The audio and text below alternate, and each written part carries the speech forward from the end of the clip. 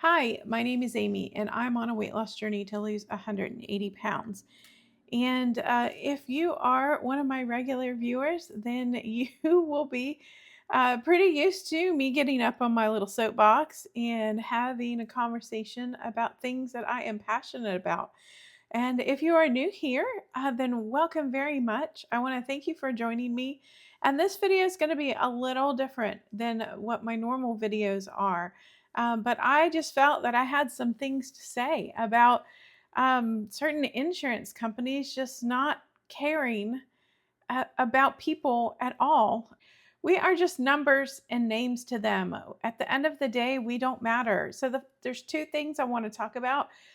One is coverage of GLP-1 medications, and then one is just the insurance issue in general. I'm having like a major problem with my insurance, and I'm going to tell you all about kind of the issue that I just had this past weekend. And I'm really not sure what I'm going to do with myself or my insurance. So, the first thing basically is coverage for a GLP-1. Now, I work for a small employer, and that means we have under 100 employees. And, we pay a fortune for our insurance coverage. I think on the bill, my employer pays about $1,700 for my insurance. And that is for single coverage. That does include vision, but it doesn't include dental. It does include the pharmacy benefit plan, but that is it. And I still have a $1,650 deductible out of pocket. Now, I am truly blessed with my employer that they do give me a good amount of money for my health savings account to cover my deductible, and they pay 95% of my health insurance. So I only have to pay a small portion each month. But the problem is with a small employer, their plans are not comprehensive like larger companies. So there is no rider to cover obesity medication, which means I am basically SHIT out of luck when it comes to Zepbound. Now, I don't have any trouble with my glucose level. My A1C right now is sitting at 5.1, so I don't qualify for Ozempic, uh, which my plan does cover for type 2 diabetes, but it doesn't cover Mounjaro. So either way, I'm not going to get tirzepatide, the medication, off of my plan at all. Now, I did contact our insurance broker, and they said in order to get obesity drugs, so basically anything prescribed for treatment of the disease of obesity, that the company would have to take out a special policy just for me. And you know what? I'm the only decently or morbidly obese person in my office. So at the end of the day, my employer doesn't care. They're not going to come out of pocket to pay this huge extra policy just so one person can get obesity care, can get their medication covered because they've never walked in my shoes. They don't understand the disease of obesity. They don't understand what it's like to live with food noise day in and day out. They've never been so overweight that they can't care for themselves.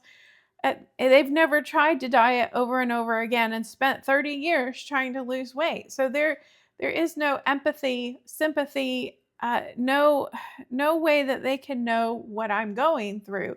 So to them, it's just all about the dollar bills, and I totally understand that. But at this point, I'm coming out of pocket $6,000 a year for my medication, but it's life saving, life changing medication that I can't be without because I cannot lose weight without the medication. I cannot not only not lose weight, but I can't really stick to a diet very well without being absolutely tortured by food noise.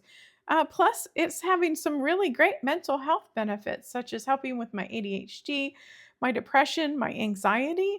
So, I don't want to go off this medication for absolutely any reason. And just because my employer doesn't cover it doesn't mean I'm going to stop paying for it. But at the end of the day, they don't really care enough to do anything about it or even supplement it in any way, shape, or form.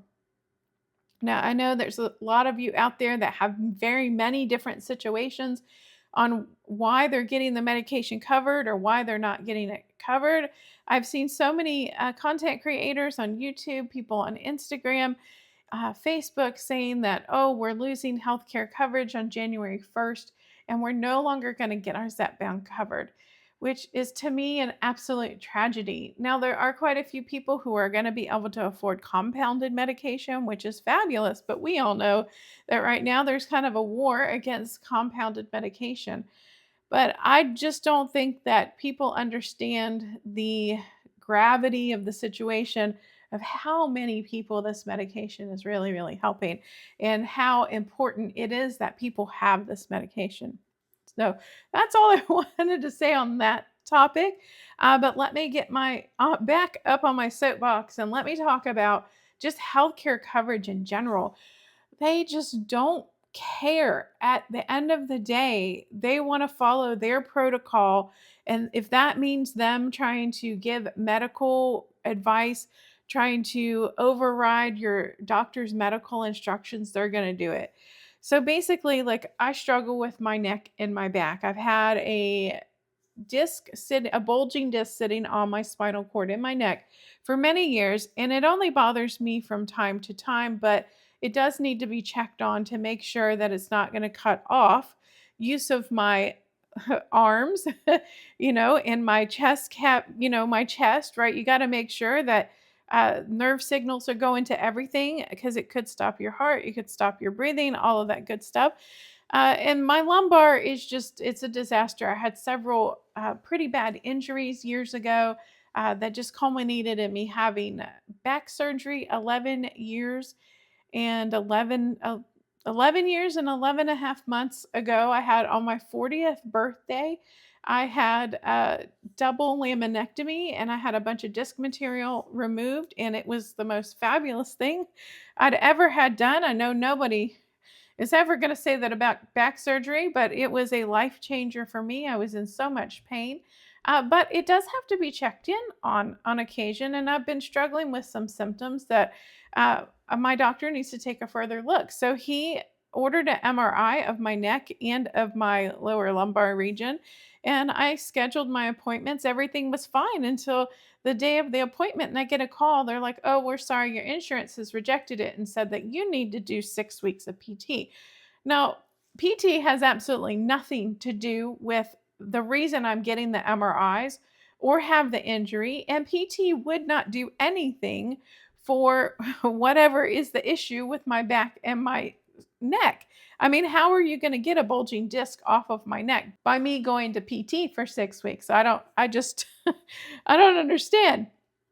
So I had to cancel my appointments. And so now I have to fight the fight of dealing with the insurance, of calling the doctor's office. Already messaged the doctor's office and they're like, "Oh, well, you need to follow your insurance's instructions." Well, lady, you don't know anything because you're just someone getting a message back from the insurance company. You're not actually talking to the doctor and talking about my diagnosis and figuring out what's wrong. So now I'm going to have to jump through hoops and make another appointment and all this other stuff. But the worst part of all of this is that Wednesday evening, I worked a 10-hour day. And then when I finished work, I was so tired. I sat down in my chair right here and I nodded off after I ate dinner. And when I woke up, I had pinched nerve in this side of my neck.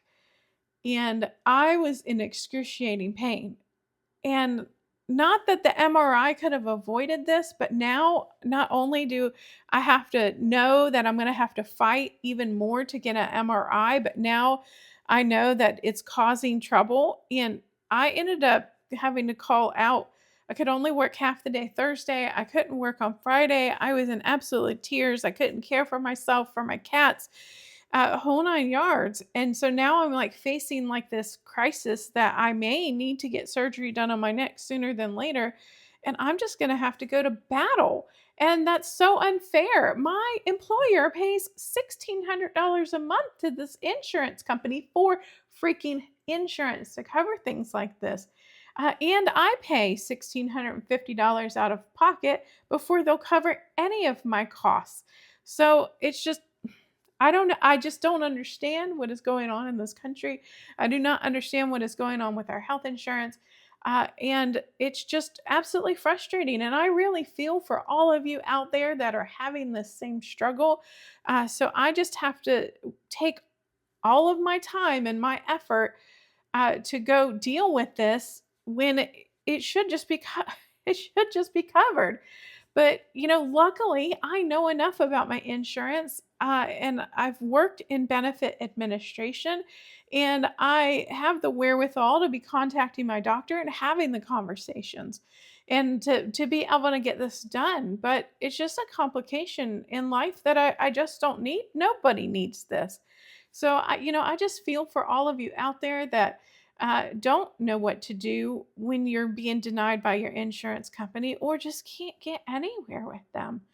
So that is all that I wanted to say today.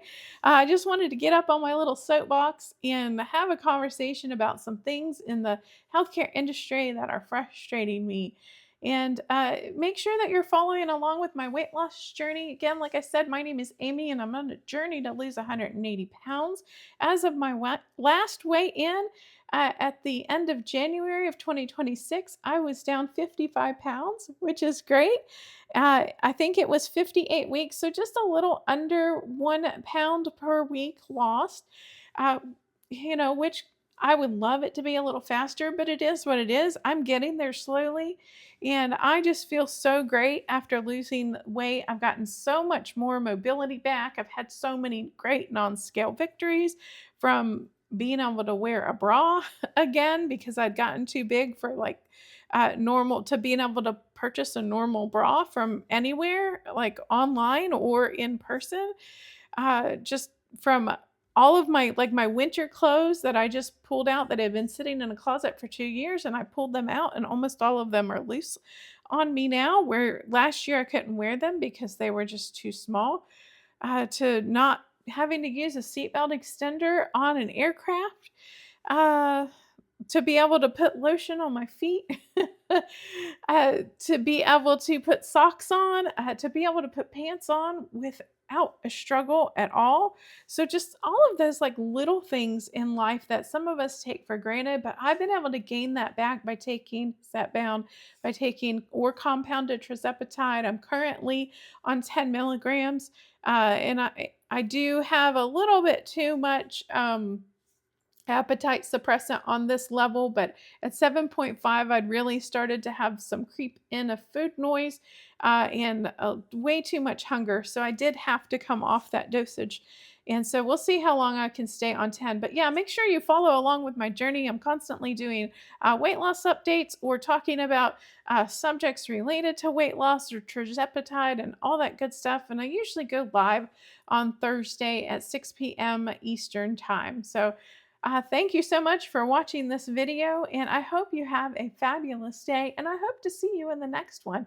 And if you're on a weight loss journey or any other journey or healthcare journey having issues with that, make sure you leave me a comment below and let me know what's going on. I'd love to hear from you. Thank you. Have a great day.